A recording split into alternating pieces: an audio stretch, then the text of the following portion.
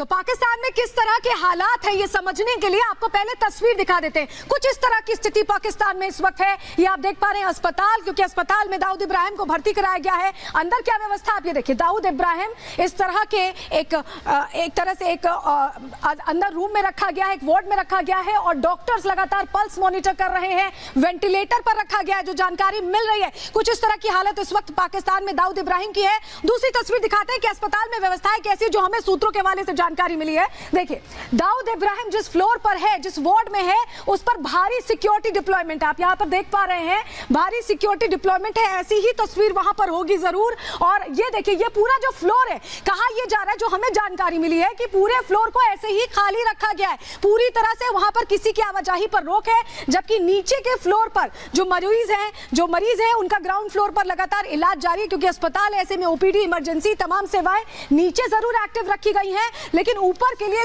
सीधे no entry का आदेश जारी कर दिया गया। ये व्यवस्थाएं हो सकती हैं, लेकिन जिस तरह से वेंटिलेटर पर है दाऊद, पूरी दुनिया में इसकी चर्चा हो रही है, पूरी दुनिया इस पर बात कर रही है। और सबसे ज्यादा निगाहें किसकी हैं, चलिए आपको जल्दी से आपको बता देते हैं कि सबसे ज्यादा इस बात पर निगाहें किसकी हैं। देखिए ये आप देख पा रहे हैं डेविड बर्निया, मोसाद चीफ, जी हाँ, इजराइल की जो डिफेंस फोर्स है उसके चीफ है, इनकी भी निगाहें, क्योंकि ग्लोबल टेररिस्ट है। आप देखिए William Burns, CIA chief, America सबसे ज्यादा क्लोजली मॉनिटर कर रहा है, इनकी भी निगाह है।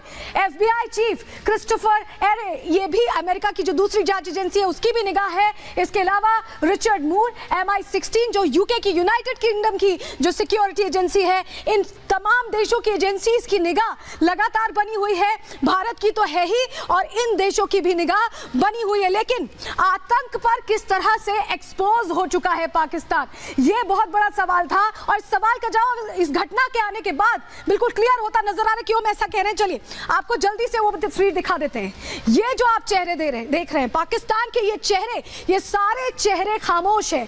अनवर उल हक काकर जो कार्यवाहक प्रधानमंत्री हैं, उनसे कुछ बोलते नहीं बन रहा है, क्योंकि दुनिया के सामने एक बार फिर ऐसा लग रहा है पाकिस्तान एक्सपोज हो गया। आप असीम मुनीर को देख रहे हैं जो आर्मी चीफ हैं, उनके पास भी जवाब नहीं है, क्योंकि आतंक की ये धरती है और यहां पर आतंक को कैसे पनाह दी जाती है ये एक बार फिर प्रूव होता दिखाई दे रहा है। नदीम अहमद अंजुम जो ISI चीफ हैं, उनसे भी बोलते नहीं बन रहा है। तो ये जो तीन चेहरे हैं, इन्होंने अब चुप्पी साध ली है।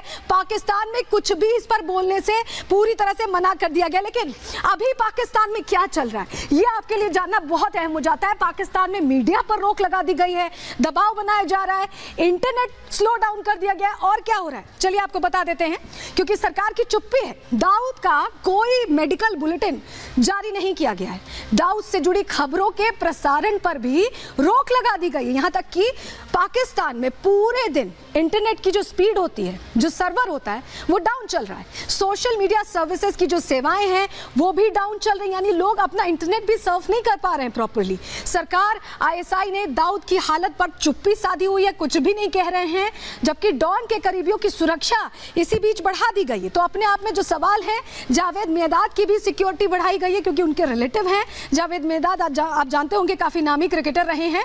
तो ऐसे में अब ये जो चीजें चल रही हैं उस पर पाकिस्तान ने चुप्पी साध ली। लेकिन आरजू काजमी जो पाकिस्तानी जर्नलिस्ट हैं, वो बता रही हैं कि वाकई दाऊद की हालत खराब है, वो अस्पताल में भर्ती है और वो इस बात को स्वीकार रही है कि सिक्योरिटी भी बढ़ा दी गई। सुनिए जरा।